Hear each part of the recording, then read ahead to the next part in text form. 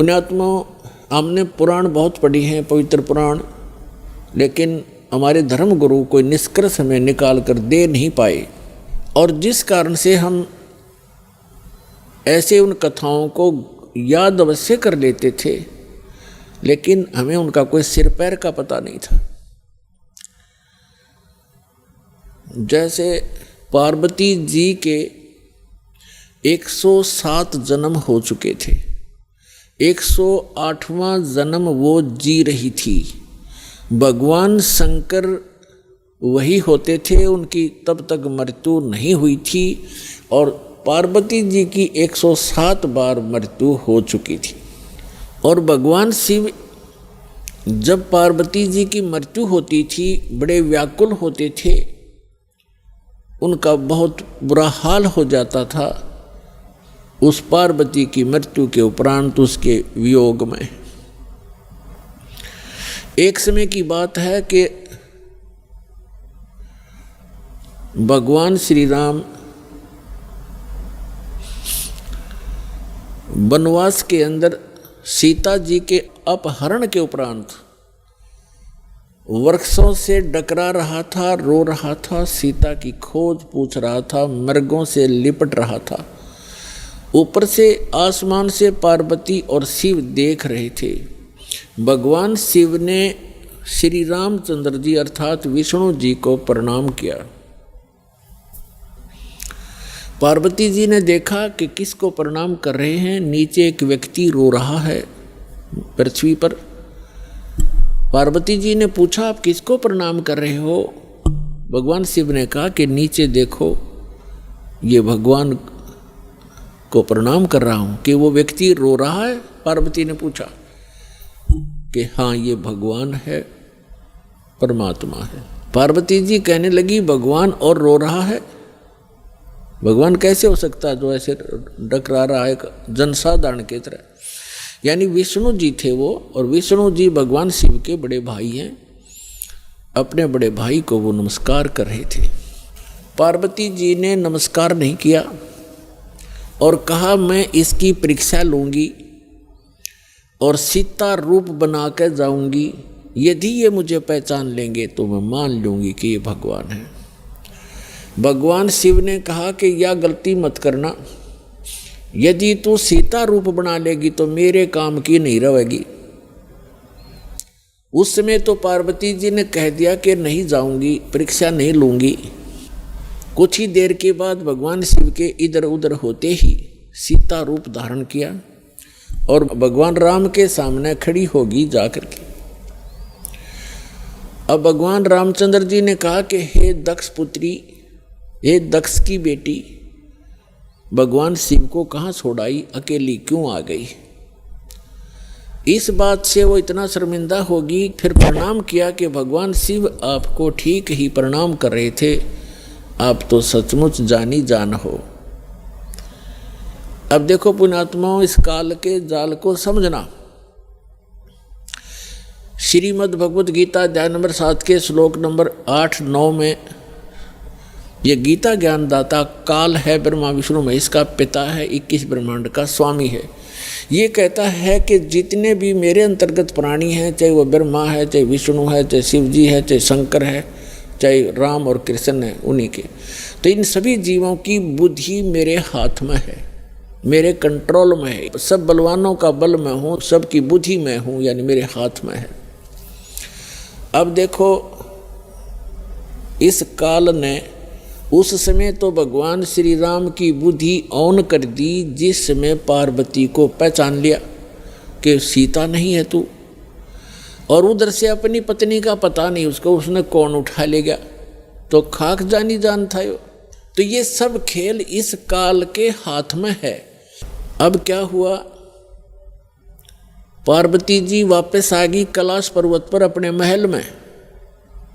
उधर से भगवान शिव की बुद्धि खोल दी काल ने, और उसके मन में ये पक्का हो गया कि यह अवश्य परीक्षा लेकर आई है।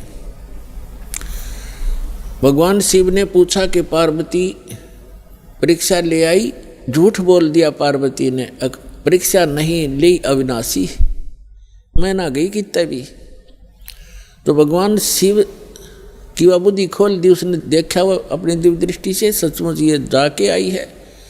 तो भगवान शिव ने पार्वती जी से पति पत्नी का नाता तोड़ दिया, रहते वहीं पर, लेकिन उनसे वो पति पत्नी वाला व्यवहार बंद कर दिया। वो जान गई अपनी गलती से कि मेरी गलती से सारा काम हुआ है। भगवान शिव ने बताया कि आपने मेरी माँ का रूप बना लिया, क्योंकि भगवान विष्णु उनके बड़े भाई हैं और लक्ष्मी उनकी विष्णु जी की पत्नी यानी बड़े भाई की पत्नी भाभी माँ के तुल्य मानी जाती है। तो उसने कहा कि तूने मेरी माँ का रूप बना लिया, मेरी भाभी का रूप बना लिया, इसलिए तू मेरे लिए पत्नी रूप में स्वीकार्य नहीं रही। तो उधर से पार्वती ने एक दिन देखा, 2 दिन देखा, 10 दिन, 1 साल, वह दुखी होगी। और जब बच्ची दुखी हो जाती है तो कहाँ आश्रय तकती है, अपने पीहर जाती है माता पिता के यहाँ। अब माता पिता के यहाँ गई, लेकिन माता पिता उससे अक्षुब्ध थे पहले से ही। क्यों? क्योंकि उसने अपनी मर्जी से विवाह किया था भगवान शिव से। उसका पिता दक्ष बिल्कुल खुश नहीं था शिव जी से ब्याह करके। अब वो अपनी मर्जी से विवाह करके आई थी, दक्ष दुखी थे उससे। उधर राजा दक्ष ने उसी समय एक यज्ञ कर रखी थी, एक धार्मिक अनुष्ठान कर रखा था अपने घर में। और धार्मिक अनुष्ठान के अंदर एक ऐसा इन ब्राह्मणों ने, गुरुओं ने बना रखा है कि धार्मिक अनुष्ठान करे तब सारी लड़कियों को, उनके पतियों को यानी अपने दामादों को भी आमंत्रित किया जाता है, और भी गणमान्य व्यक्तियों को, साधु संतों को भी आमंत्रित किया जाता है। तो पार्वती जी की जो अन्य बहनें थी उनके पति भी आए हुए थे, वो बहनें भी आमंत्रित की हुई थी, लेकिन पार्वती को आमंत्रित नहीं किया था, ना शिव को बुलाया था, क्योंकि राजा दक्ष उनकी शक्ल भी देखना नहीं चाहते थे। जब पार्वती अपने घर पहुंची तो क्या देखा, वहाँ हवन हो रहा है, यज्ञ हो रही है, और जितने भी रिलेटिव थे सभी आए हुए हैं, सभी बहनों के पति भी आए हुए हैं, और उनके यथाचित उस यज्ञ में आसन लगाए हुए हैं, और प्रतिदिन उनका हिस्सा निकाला जाता था। जैसे ब्राह्मण लोग कहते हैं, आपने देखे होंगे, फेरे करते से महीनों का 5 यहाँ धर दे, 11 वहाँ रख दे। तो ऐसे ही किया करते हैं कि इतने रुपए अपने दामादों के रख दो, तो उनका हिस्सा रखा हुआ था प्रत्येक के आसनों के पास। और पार्वती पूरे मंडप में घूम के अपनी माँ के पास आ गई, और ना दक्ष उनसे मुख से बोला कि आजा बेटी, और बेटी माँ के पास ही अपना दुख रोया करती है। अपनी माँ के पास जाके कहने लगी, माँ आपने यज्ञ कर रखा है, धर्म यज्ञ कर रहे हो, और हमारे को आपने आमंत्रित नहीं किया, क्यों नहीं किया?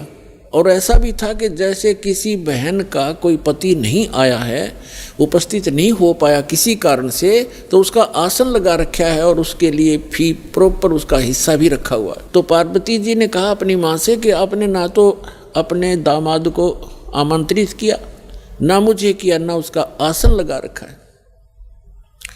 ऐसा भेदभाव तुमने क्यों किया हमारे से? तब माँ ने कहा कि बेटी, ना तो तू मानती मेरी बात, ना तेरा पिता मानता। तूने भी अपनी मर्जी से ब्याह किया था, इससे तेरा पिता क्षुब्ध है, और ये इस कारण से तुम्हें बुलाया नहीं। तो पार्वती जी ने अपने पिता से प्रश्न किया कि आपने न तो अपना दामाद बुलाया, ना मुझे आमंत्रित किया, क्या मैं आपकी बेटी नहीं? तो दक्ष ने कहा कि मैं ना तेरी सूरत देखना चाहता हूँ, और ना उस सर्प लपेटे हुए व्यक्ति को बुलाकर अपनी बेइज्जती करवाना चाहता हूँ। और आपको किसने बुलाया यहाँ पर? आप जा सकती हैं। इस अपमान को वो पार्वती सहन नहीं कर सकी, और एक बहुत बड़ा हवन कुंड बना रखा था को 7-8 फुट नीचा। और उसमें ये क्योंकि राजा का यज्ञ ब्राह्मणन कुंड से अपने घर से डालना था कि घेर कर लकड़ और सोवा बरबर कड़छे घेरे पूरे लोटे के लोटे और डीक बड़ा हवन की। तो पार्वती ने कहा कि मैं करवाती हूँ तेरा यज्ञ संपूर्ण। ऐसा क्षुब्ध हुई, इतना गुस्सा मान के और हवन कुंड में छलांग लगा के जल गई। जल्दी सी हवन कुंड को बुझाया गया, तुरंत ही उसको निकाला गया। सारा शरीर जल गया लेकिन अस्थि शेष रह गई, अस्थि पिंजर शेष रह गया। भगवान शिव को पता चला, ये बहुत लंबी कथा है। भगवान शिव ने फिर अपने ससुर का सिर भी काट दिया था, उसने काट दिया था भैरव ने, जैसा भी। तो फिर क्या हुआ कि भगवान शिव जब आए तो उसने उस पार्वती के कंकाल को, जो केवल अस्थि पंजर था पूरे बॉडी का, उसको पार्वती जान के मोहवश इतना अंधे हो गए और उसको सीने से लगाकर 10,000 वर्ष तक पार्वती पार्वती करते फिरते गए रहे। एक दिन भगवान ने सुदर्शन चक्र से उस पार्वती के टुकड़े टुकड़े कर दिए उस अस्थि पिंजर के। तो उसके विषय में बताते हैं कि जहाँ नैन गिरे वह नैना देवी, जहाँ धड़ गिरी उसकी वहाँ पर वैष्णो देवी। ऐसे वैष्णो देवी और नैना देवी की स्थापना हुई क्योंकि वहाँ इन पार्ट्स ऑफ द बॉडी को, शरीर के अंगों को, जहाँ नैन गिरी थी वहाँ उनकी समाधि दे दी और उसकी एक यादगार बना दी कि यहाँ पर ऐसी घटना घटी थी, कहीं आने वाले समय में कोई इन ऐतिहासिक और पौराणिक बातों को झूठा ना सिद्ध कर दे, इसलिए वो यादगार बनाई थी। और आज वहाँ पूजाएं शुरू होगी। ऐसी जहाँ धड़ गिरा था वहाँ पर वैष्णो देवी बना दी, एक यादगार बना दी और उसको मंदिर का रूप दे दिया, जैसे कि आने वाले समय में ये चिन्ह बना रहे, ये अवशेष बने रहे। इस प्रकार ये हमारे धार्मिक तीर्थ बने। हम फिर जाने लगे, वहाँ श्रद्धा से मत्था टेकने लगे, दान दक्षिणा करने लगे, फिर पुजारी बैठा दिए। अब वहीं घंटी बजा के हम कल्याण मोक्ष समझने लगे। तो अध्यात्म ज्ञानहीनता के कारण हम ऐसा कर रहे थे, ये डले ढो रहे थे।